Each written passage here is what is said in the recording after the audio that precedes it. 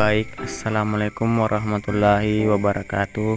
Perkenalkan, nama saya Muhammad Hayat Kais dengan NIM 09105802220003.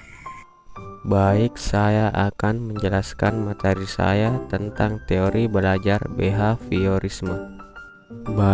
Materi yang pertama yang saya akan jelaskan yaitu konsep dasar behaviorisme. Belajar menurut behavior merupakan suatu proses perubahan tingkah laku.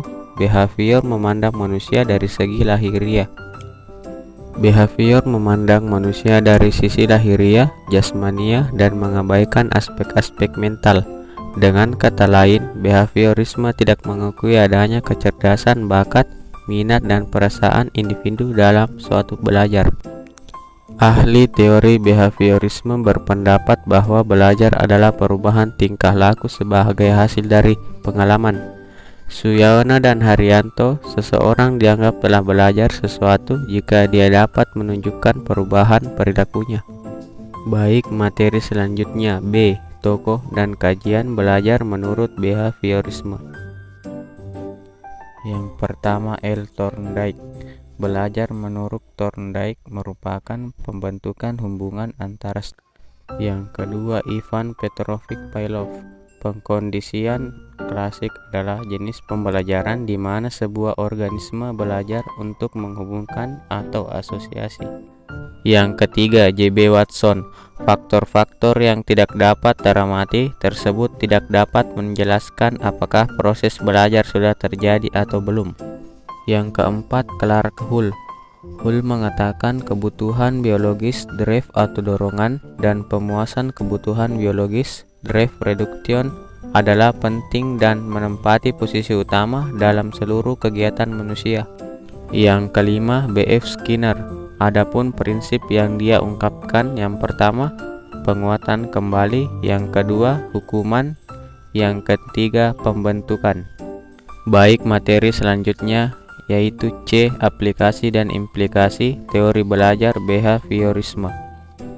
Teori belajar behaviorisme cocok untuk mendapatkan kemampuan yang membutuhkan praktek dan pembiasaan, yang mengandung unsur-unsur seperti kecepatan, spontanitas, kelenturan, refleks, daya tahan, dan sebagainya.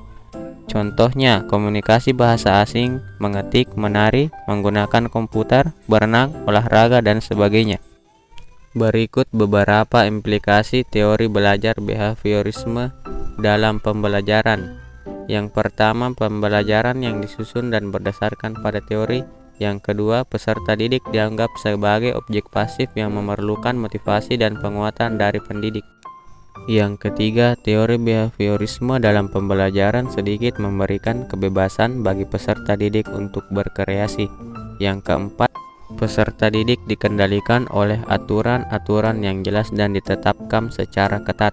Yang kelima, tujuan pembelajaran berfokus menambahkan pengetahuan.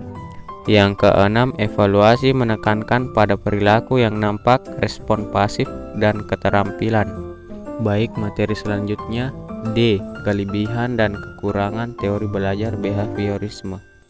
Kelebihannya adalah cocok untuk memperoleh kemampuan yang membutuhkan praktek dan pembiasaan yang mengandung unsur-unsur seperti kecepatan, spontanitas, kelenturan, refleks, dan daya tahan.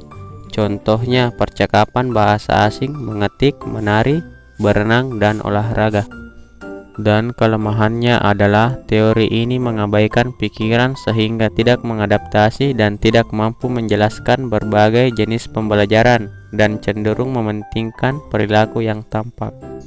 Itulah materi yang sempat saya sampaikan. Wassalamualaikum warahmatullahi wabarakatuh.